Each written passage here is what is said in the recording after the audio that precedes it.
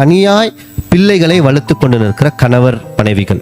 அப்போ அவங்களுக்கு எப்படி, அவங்களுக்கு தேவன் என்ன வழி நடத்துறார் அப்படின்னா, அதுக்கு அவரே வசனத்தை சொல்றார். 68ஆம் சங்கீதம் 5ஆம் வசனம் வாசிக்கலாம். தம்முடைய பரிசுத்த வாசஸ்தலத்தில் இருக்கிற தேவன் திக்கற்ற பிள்ளைகளுக்கு தகப்பனும் விதவைகளுக்கு நியாயம் விசாரிக்கிறவருமாய் இருக்கிறார். என்ன சொல்றாரு பாருங்க. அதாவது தனியா இருக்கிற அம்மாக்கள், தனியா இருக்கிற அப்பாக்கள், நான் தனியா என் குழந்தைய வளர்க்கிறேன்னு நினைக்க கூடாதா? இன்னொரு கணவன் அல்லது மனைவி யாரா தெரியுங்களா மாறுறாரு? தேவனே மாறுறாராம். அத்தா திக்கற்ற பிள்ளைகளுக்கு அவர் என்ன ஆயிடுறாரு? இப்போ தகப்பன், அவர் அப்பா. அப்போ பிதாவாக தேவனே அப்பாவா இருந்தா அந்த குடும்பம் எப்படி இருக்கும் யோசிச்சு பாருங்க.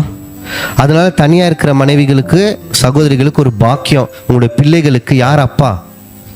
பிதாவாகிய தேவனே அப்பா. அவரே சொல்லிட்டார், திக்கற்ற பிள்ளைகளுக்கு நான் எப்படி இருக்கிறேன்? நான் தான் தகப்பன்.